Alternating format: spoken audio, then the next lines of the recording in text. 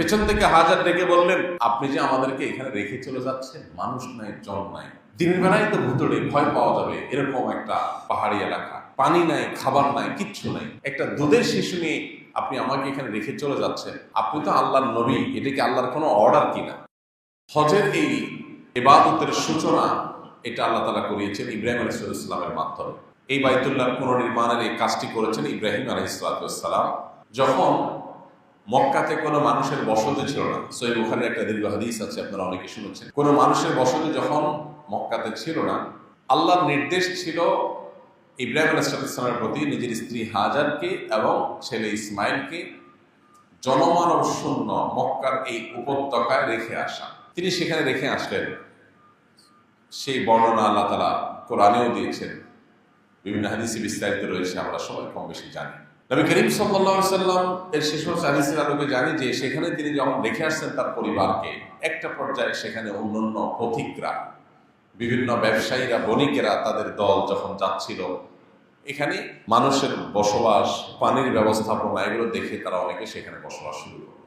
একটা পর্যায়ে আল্লাহ তাআলা ইব্রাহিম আসসালামকে নির্দেশ করলেন, ছেলে ইসমাইল যখন বড় হয়েছে তার মাধ্যমে বাইতুল্লাহ এটা আবাদ করার জন্য। এই বাইতুল্লাহর পুনর্নির্মাণ তিনি করেছেন আল্লাহর আদেশে, আল্লাহর নির্দেশে। বাইতুল্লাহর পুনর্নির্মাণ শেষ করার পর আল্লাহ তাআলা তাকে নির্দেশ করেছেন, ওয়াজ্জিন ফিন নাস বিল হজ্জ, ওয়াজ্জিন ফিন নাস বিল হজ্জ ইয়াতুকা রিজালান ওয়া আলা কুল্লি দামিরি ইয়াতিনা মিন কুল্লি ফাজ্জিন আমিক। অর্থাৎ হে ইব্রাহিম, আপনি মানুষের মাঝে হজের ঘোষণা দেন, বিশ্ববাসীকে হজের প্রতি আহ্বান করেন, হজের আজান দেন, আজ্জিন মানে আজান দেন, হজের আহ্বান করেন, ঘোষণা দেন বিশ্ববাসীকে। আপনার এই ঘোষণার পর তারা বিভিন্ন প্রান্ত থেকে, সারা পৃথিবীর বিভিন্ন প্রান্ত থেকে আসবে, রিজালান, কেউ পায়ে হেঁটে, আবার কেউ বিভিন্ন বাহনে, দূর দূরান্ত থেকে তারা আসবে। এই ঘোষণা যখন আল্লাহ তাআলা ইব্রাহিম আসসালামকে দেওয়ার নির্দেশ দিয়েছেন, সেই ঘটনা ছিল ৪৫০০ বছর আগে। ইব্রাহিম আসসালাম যখন কাবা নির্মাণ করেছেন তখন সেই সংবাদ দিয়েছেন কোরআনের মাধ্যমে, আমাদেরকে, আমাদের নবী সাল্লাল্লাহু আলাইহি ওয়াসাল্লামের মাধ্যমে আমাদেরকে জানিয়েছেন। কিন্তু ঘোষণার নির্দেশটা দেওয়া হয়েছিল ইব্রাহিম আসসালামের সময়, অর্থাৎ আজ থেকে প্রায় ৪৫০০ বছর আগে।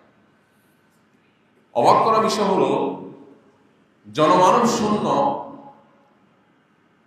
মক্কায়, যেখানে সামান্য কিছু লোকালয় তখন গড়ে উঠেছে, তাও ইব্রাহিম আসসালামের মাধ্যমে, সেখানে আল্লাহ বলছেন ঘোষণা দেন, দূর দূরান্ত থেকে মানুষ আসবে। তার ঘোষণা দূর দূরান্ত পর্যন্ত যাবে কিভাবে?